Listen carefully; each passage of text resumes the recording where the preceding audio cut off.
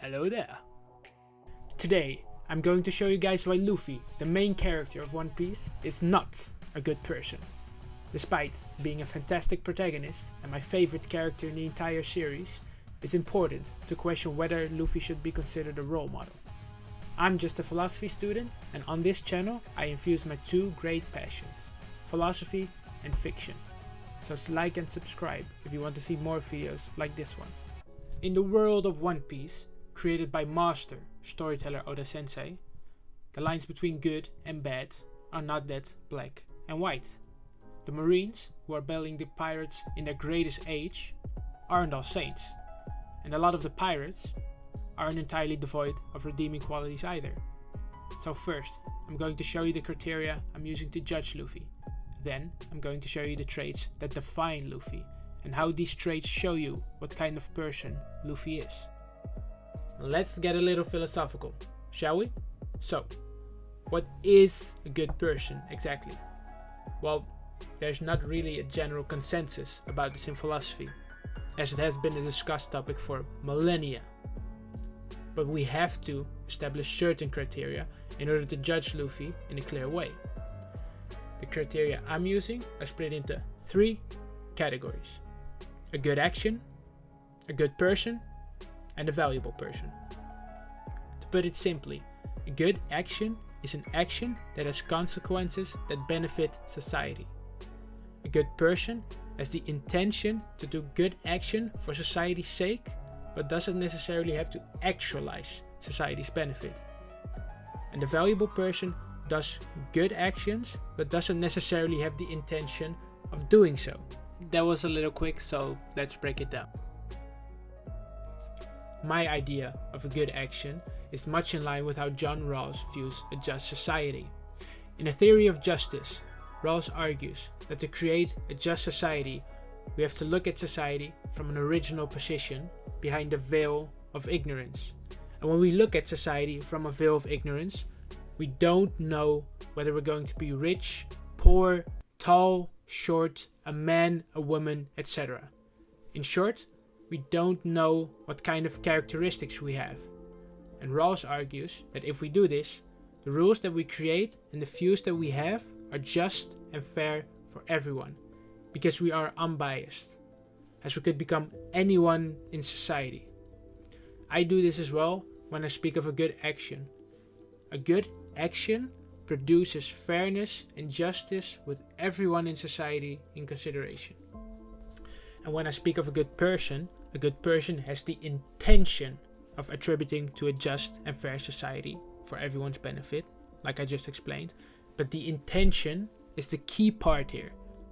Though this doesn't mean that this intention causes a good action.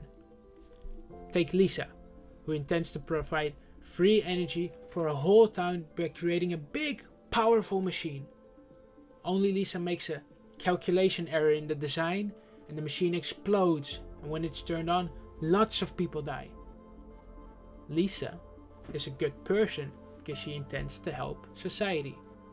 But she's not valuable because her intention was not actualized, and Lisa was even destructive to society. A valuable person does good actions, but doesn't necessarily have the intention of doing so. Take Bird, who's a doctor.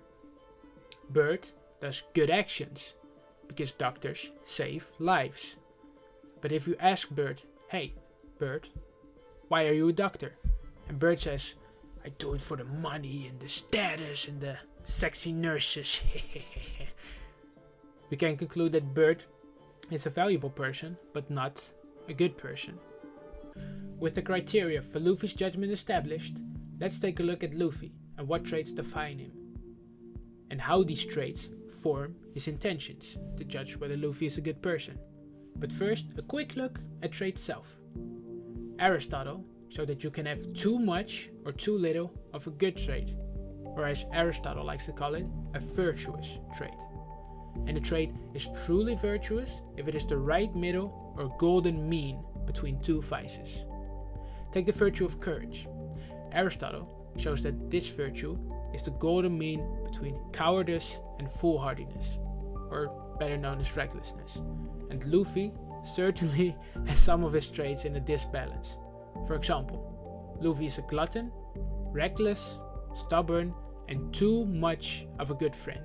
And that last one may sound a little odd, but I will explain it later in this video.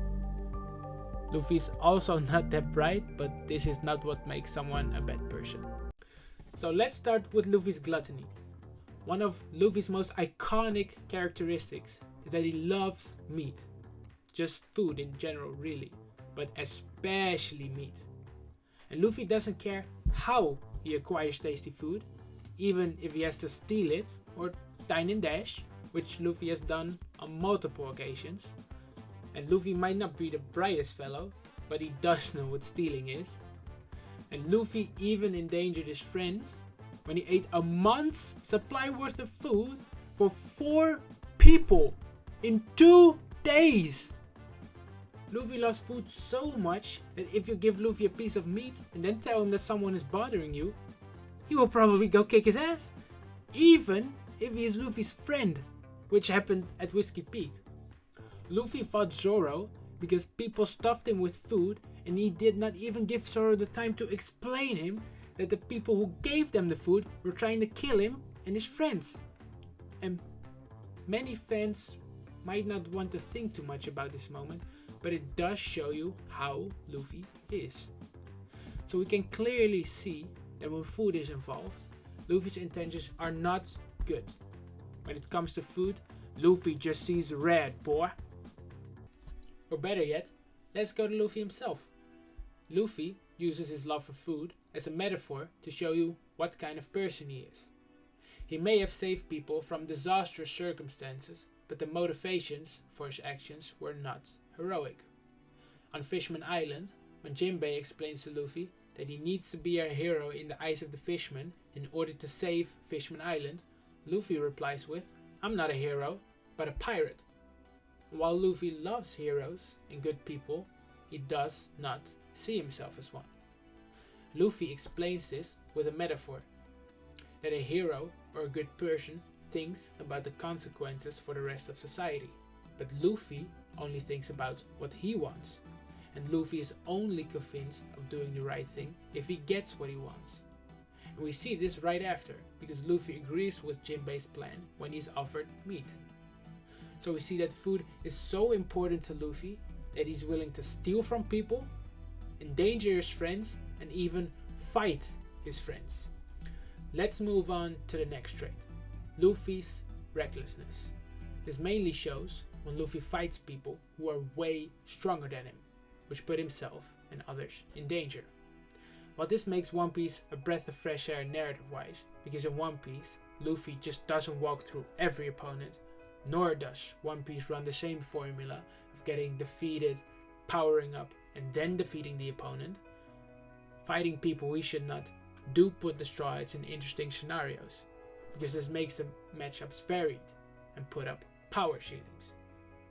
And when the matchups get harder, it makes sense from a world building perspective as well, because they move from the East Blue to the Ground Line and eventually to the New World.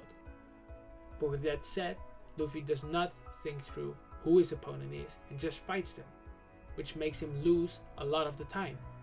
His losses include Higuma, Crocodile, Aokiji, Lucci, Magellan, the Pacifistas, and Kaido. But to counter this point, Luffy's intentions are all justified in fighting every opponent that he lost to.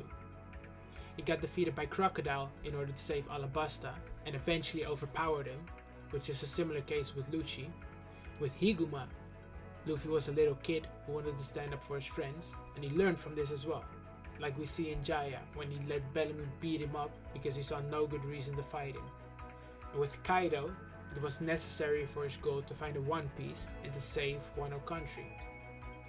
And it was Aokiji and the Pacifistas who attacked the Straw Hats, so that is also not on Luffy. To these counterpoints, I say, fair enough. But Luffy does accept fights when he doesn't even know the consequences. Like when he accepted a Davy Bag fight without even knowing that he could lose his crew members. Luffy also fights when it is obvious that it will lead to bad consequences. And the best example of this is when he punched the Celestial Dragon. And I think everyone agrees that St. Charles is worse than the ending of How I Met Your Mother. It did cause an admiral to show up, which endangered all of the Straw Hats, and it got so bad that Rayleigh and Kuma had to show up to save the whole crew.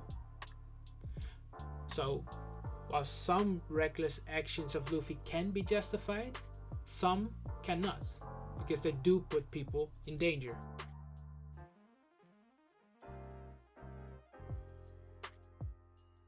In the criteria I gave for judging Luffy, I can make a lot of cases when Luffy's actions are extremely valuable. There are too many oppressive regimes that Luffy has liberated, evil pirates that Luffy has defeated, and people that he saved. But remember, his actions were not based on good intentions. So, now we come back to the point I raised earlier about Luffy having an access and being a good friend. We all know that Luffy is a good friend. Luffy is one of the most loyal characters in all of One Piece, when meat is not involved. When Luffy sees you as a friend, he has complete faith in you, even when it seems like you betray Luffy, like what happened to Nami in East Blue. He knew Nami for a very short time, and he had still faith in her, even though she stole their ship. When Usopp left the crew, he challenged Luffy to a duel. But when Usopp wanted to return, Luffy was very quick to forgive. When Robin pinned a murder on the Straw Hats, he still wanted to save her from CP9 without knowing her true intentions at all. And when Sanji left the crew, he even kicked the shit out of Luffy, yet he still had faith in Sanji and was willing to die starving. And we know how big a deal food is to Luffy. And arguably even greater than that, Luffy was willing to give up his dream of being the Pirate King to get Sanji back. So you might ask, why is Luffy like this? Well, we all know that Luffy sees Shanks as a role model. He is the reason Luffy started his pirate venture in the first place after all. And the reason Luffy took a beating on Jaya in a similar way that Shanks did in Windmill Village. And the quote from Shanks that is the most impactful and shaped how Luffy is towards his friends is this: "You can pour drinks on me, you can throw food at me, you can even spit on me. I'll just laugh that stuff off. But good reason or not, nobody hurts a friend of mine." And this is the same reasoning we see Luffy use all the time in One Piece. He doesn't listen to the reasons why his friends are hurt. He even tells them he does not care why they are hurt. Luffy just wants to know who did it, and then he just decides to kick their ass, like the time in Cocoa Village. Everybody listens to Nami's backstory, except Luffy. Luffy did not care Arlong had a good reason to do what he did or not. Luffy just knew that Arlong hurt Nami, so Luffy decides to beat him up. No more info needed. Simple as that. So we know that Luffy will beat up people because they hurt his friends no matter what the reason is. But how far is Luffy willing to go with this mindset? I will give an example of this, and it is possibly the most destructive action Luffy has done. He orchestrated the biggest prison break in One Piece history. Tons of horrible people got released because of this, and who knows what kind of chaos this released on the world. Well, we do know some of it at least.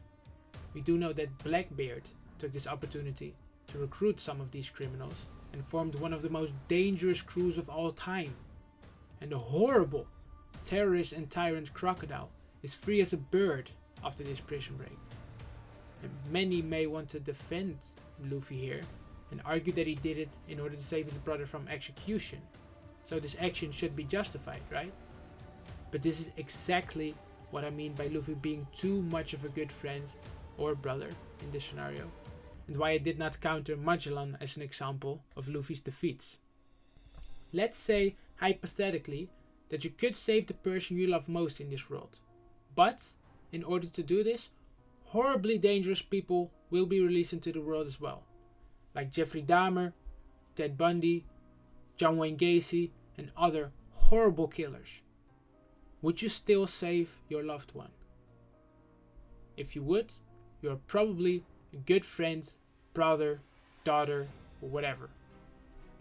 But can you still call yourself a good person? Because society suffers a lot because of you. And the people they will hurt and kill are somewhat your responsibility as well.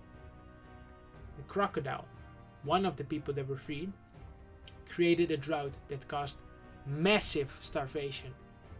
Is a terrorist who tried to overthrow a country by causing a civil war where many people died. And after his release, he is part of the Cross Guild that puts bounties on Marines. So the people who try to save the world from the greatest age of piracy are being chased down by civilians because of this man. Or Shiryu, the former warden of Impel Down, who got locked up himself because he had a psychopathic tendency to kill prisoners.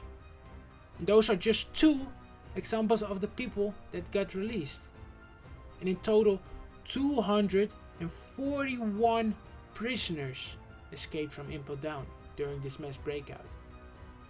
Granted, not all of these people deserve to be there, like Jinbei, Ivankov and Almighty Bunkley. Please still be alive. But those are just a few exceptions. So this does show that Luffy's intentions are not for the greater good of society at all. Hence, Luffy is not a good person. An argument could be made that Luffy is a valuable person, but that is not the point of this video. Basically, every time Luffy does a good action, it is coincidental that the people that he wants to beat up are terrorists, evil dictators, corrupt government agents, and crime lords. Thank you for joining me in this exploration of Luffy's character. Feel free to share your thoughts in the comments. I would love to see what you guys make of all of this. If you found this discussion intriguing, leave a like and subscribe for more videos where we unravel the philosophical threads woven into our favorite fictional worlds. Until then, I'm just a philosophy student and I will see you in the next video.